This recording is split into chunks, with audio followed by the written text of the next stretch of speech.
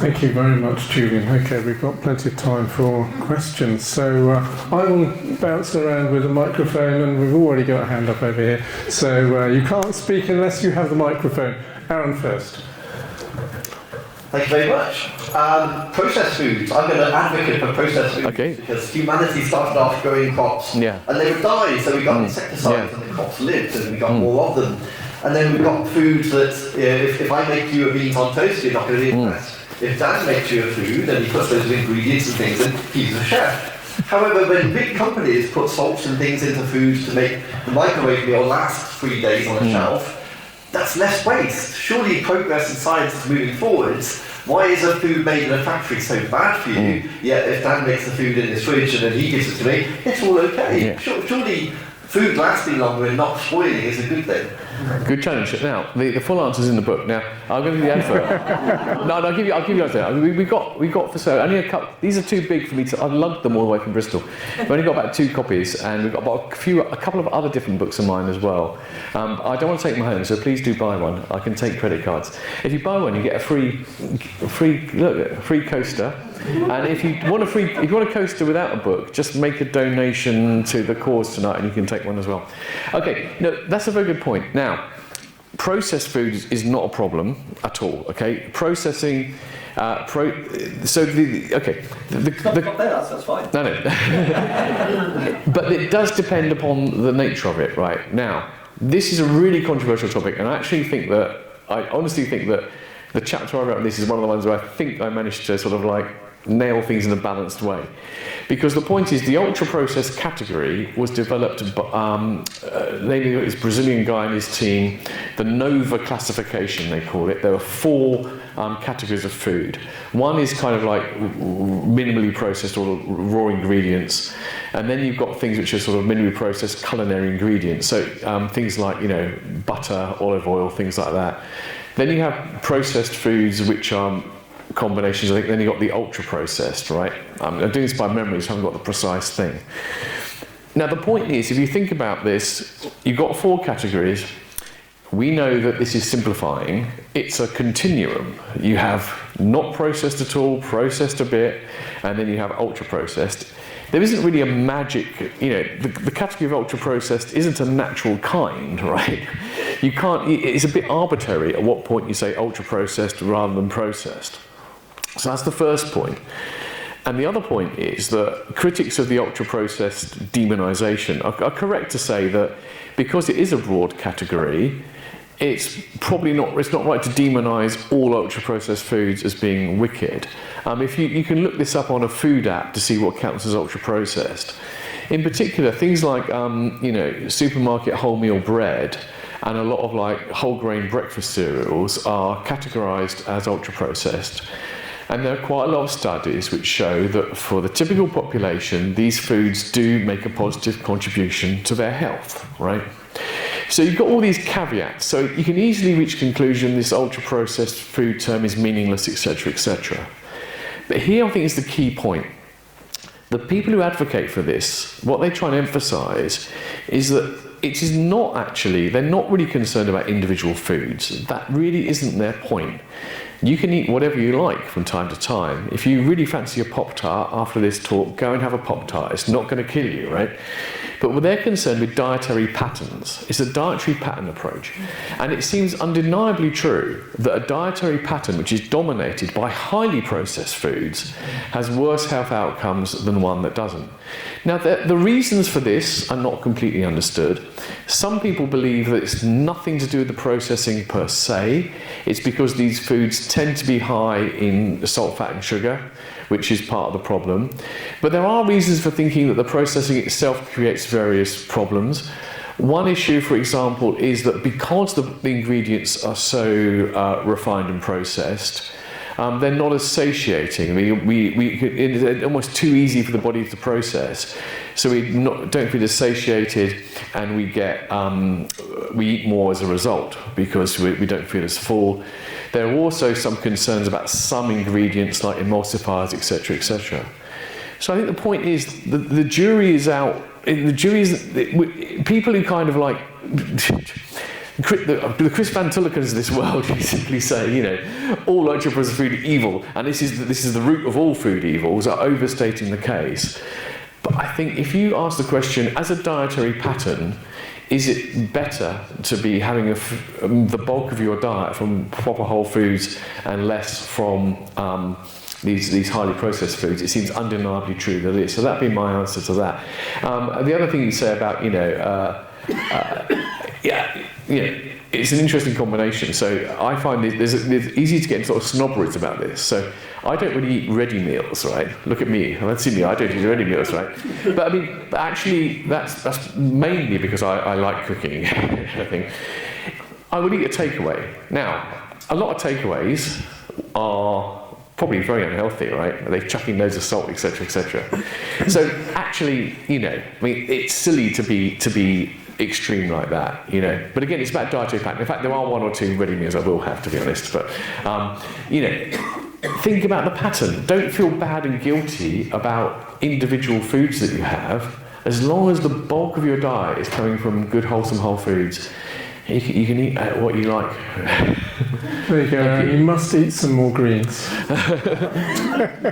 Okay, a few hands going up, but Phil, I think, was first, and then I'll get to Stephen. Yeah.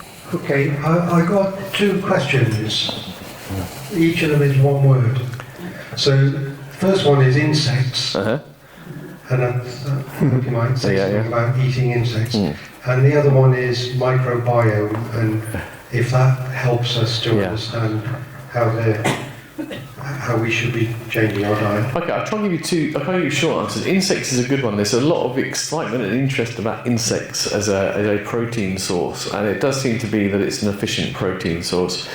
I think the problem there is that, you know, one thing that's often missing when people are talking about health and nutrition, etc., is tasty, delicious. And also, tasty, delicious also is a very personal thing. It's quite a cultural thing. A lot of the foods we most like are foods we grew up with and things around. So I think that for that reason, I think it'd be naive to think that insect protein is going to become, people are going to really start eating, like, you know, crocus risottos or whatever. Where it could become interesting, though, is as ingredients, right? Because, and this is how they're generally using them, getting the insects, you know, grinding up the pounder and using it as an ingredient in processed foods. Now, this is interesting. It also relates to the previous question. I think one of the problems, I think one of the big problems with the food debate is that it's kind of almost Manichaean, and there's like these two sides. It's like you've got the farmers market, homegrown, cook yourself, whole foods people, and I'm more of that kind of camp.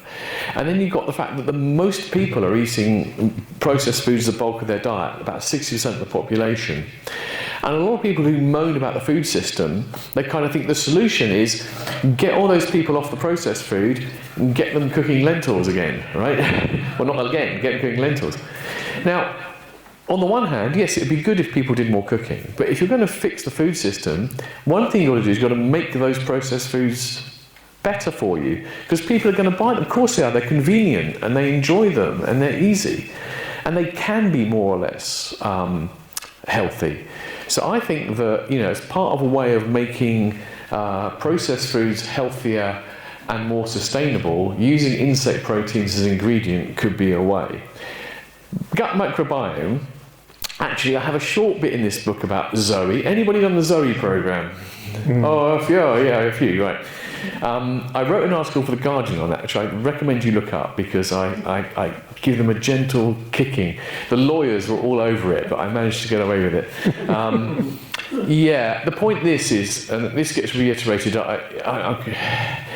anyone apart from someone selling you something for your gut microbiome, who's an expert, will tell you that the gut microbiome is really important for our health, right? Number one. Secondly, the best way to get a healthy microbiome is to eat a diverse range of foods, particularly fibrous ones. Yeah. Beyond that, that's it, right?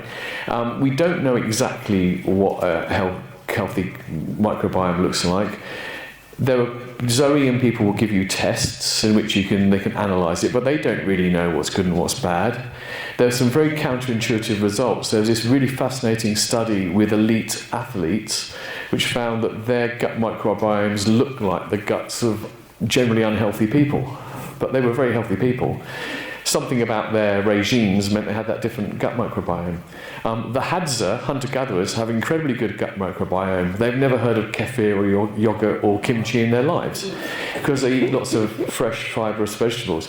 So I think the point here is, yeah, it's good for you, but anyone trying to sell you your product or give you a test which is aiming to kind of thinks you can micromanage it is misguided at best and disingenuous at worst. Disingenuous was the word the lawyers would not allow me to use in relation to Zoe, but I'll say it in this room. So yeah, eat a wide diversity of foods, including lots of plants. That's all you can do. Do we need to bleep that word out of the video then? No, they can sue me. No, actually, what was disingenuous? I figure. What was disingenuous? Okay, I'll tell you this, because I like having a go at Zoe. If you do, Zoe, you've done this, you get your report at the end. Did anyone notice that on like page 2 or 3 of the report, it says something like, this does not constitute medical advice. Do not make any changes to your diet without consulting a physician. It's a disclaimer, because actually there's a different regulation of well-being and health, right? And they come under the regulation of well-being rather than the health product. And so their official disclaimer says, do not change your diet without consulting a physician on the basis of advice. The whole program is based on trying to make you change your diet. They give you scores to encourage you to do it. That's what I think is disingenuous. Right? Interesting. Rant over. My question was simply about governance. Obviously there are different patterns of governance in different parts of the world. Are there any countries that you think are handling a complex issue well? Very good. It's almost like I could have planted these questions. I wish I had. There's a chapter on this in the book, which is great. Yeah, no, food regulation does vary around the world, and there are people doing it better than worse than others. So I think the one I focused on, I was trying to identify, who's doing it best, and Finland came high on various rankings of like food security and a few other rankings. And they're very interesting. So again, it's not one sort of magic thing they do. But first of all, they've got very high for food security, but that's not because they have a lot of food self-sufficiency. People confuse these two terms, right? Some people say, we should be more self-sufficient. Self-sufficiency is something you only want to a certain degree, for the simple reason that let's say the UK became 100% self-sufficient, right? And then we had a disastrous drought summer, we'd starve, right? Self-sufficiency is, food security also depends on having good trading links with other people. So self-sufficiency should be on like a regional basis, not a country basis. Finland isn't very food self-sufficient, but it's tied in enough well with its neighbours that it can be very food secure. It has, food is a really important part of its education system. So it's part of the national curriculum.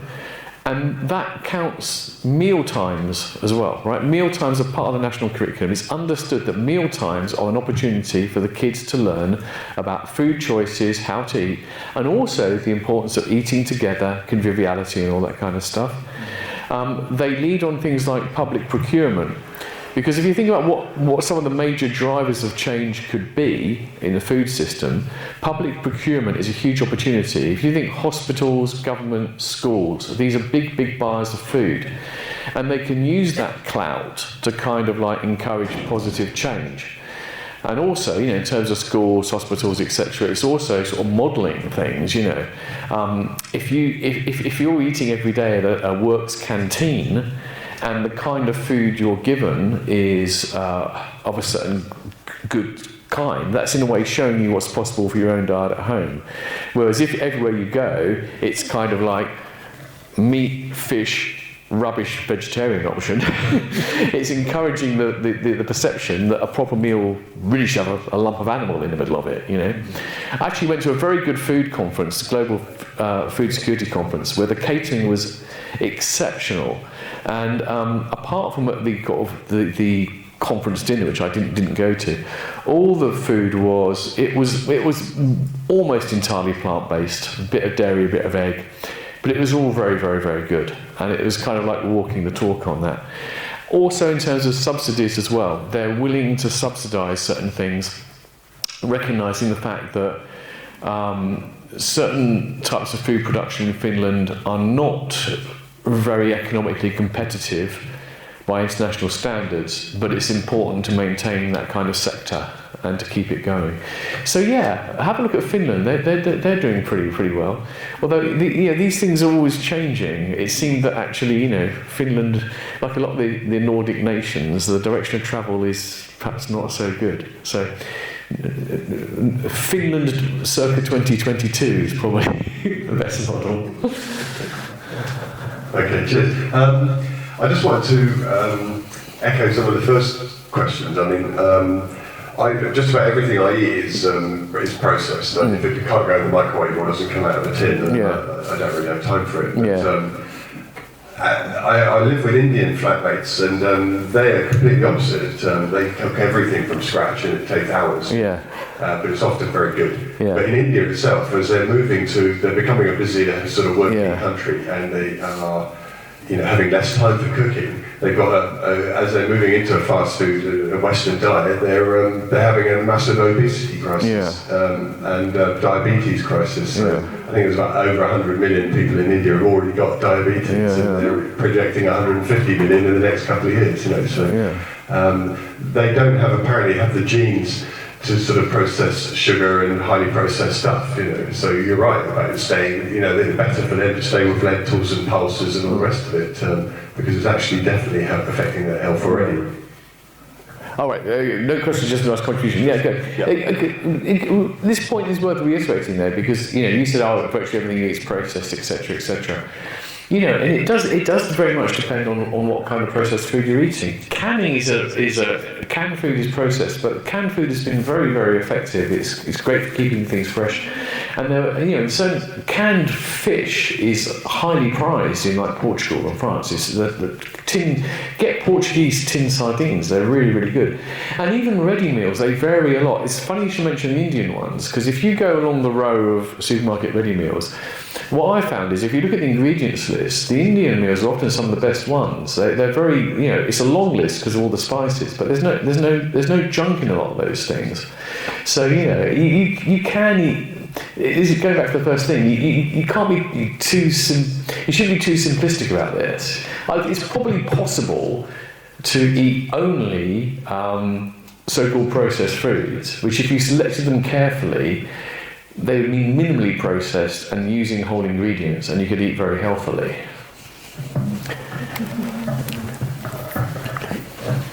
Hi, I turned vegetarian at age 13, good few years ago now, and for me it wasn't, I didn't feel I was influenced by people around me, it was just something I felt as a passionate animal lover, and with real respect for animals that I just sort of had in me. And I'm proud to say my daughter took that on, and she's now vegan, and I'm very proud. She turned vegan at 11, she was pushing for it earlier, and she had that kind of in her. To me and to her, thinking of animals in how we eat is very much behind sort of a driver, I think, of how diet should be based. Do you not agree ethically that is the fairest most moral choice? I'm glad we got to this question, because I'm going to prefix this by saying that I'm staggered. I'm actually staggered how little most people seem to think about animal welfare in their diet. Right? If you're a meat eater like I am a carnivore. I do so extremely mindful of animal welfare, and I only eat meat and, wherever possible, dairy or eggs as well, where I'm pretty confident of the welfare standards. And what you tend to find is people are either vegan, vegetarian or meat eaters, and it seems that in the category of meat eaters there aren't many who are very careful about what kind of meat they eat, and I don't think that's right. So I think vegans and vegetarians, I mean, there are different reasons for being it. People who are vegans and vegetarians for animal welfare concerns deserve praise for making those choices. What I don't agree, though, is that it is the best.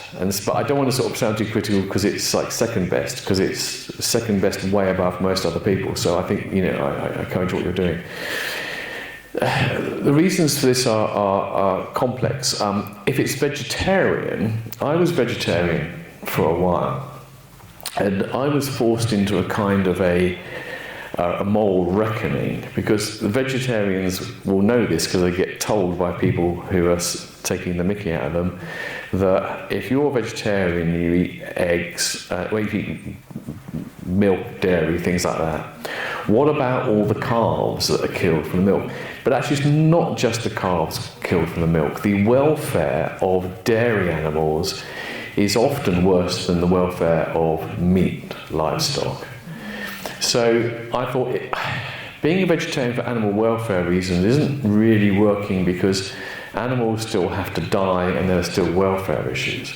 So I thought I had to either go vegan or I had to kind of go welfare and eat meat. I took the latter choice rather than the vegan choice. Why did I do that?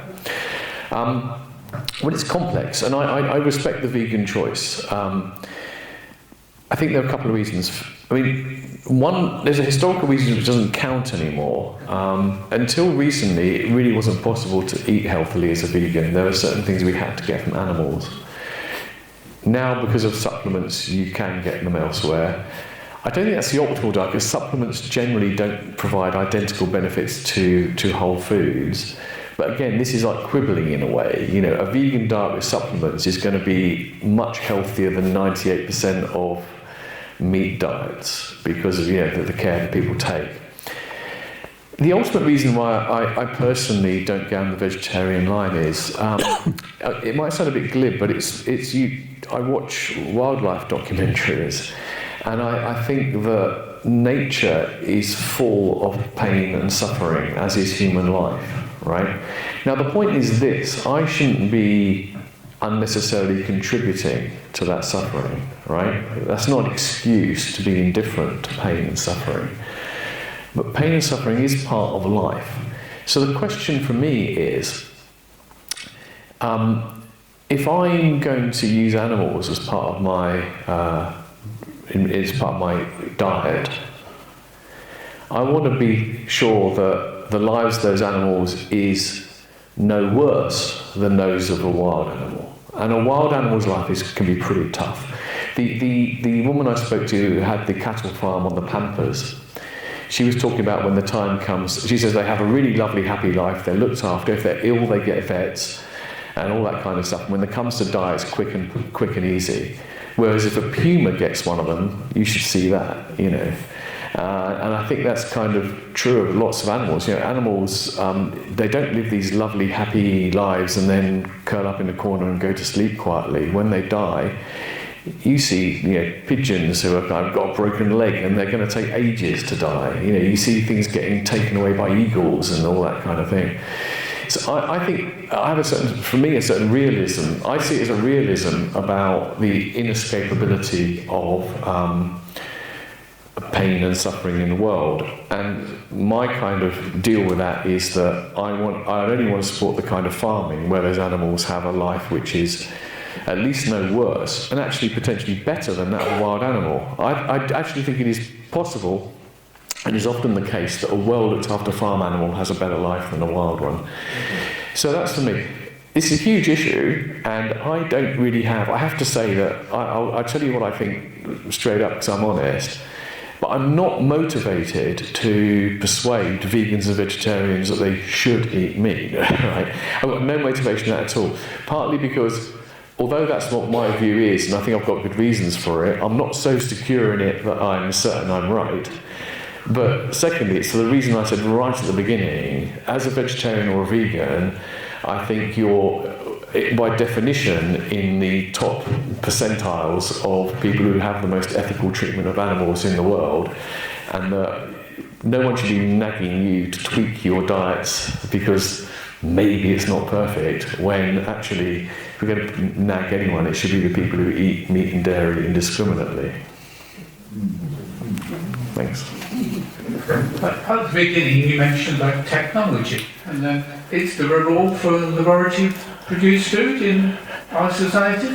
Lab meat. Lab cellular meat. Yeah, he's a big fan of that. He's Mr. Tech. He's the techno fix man.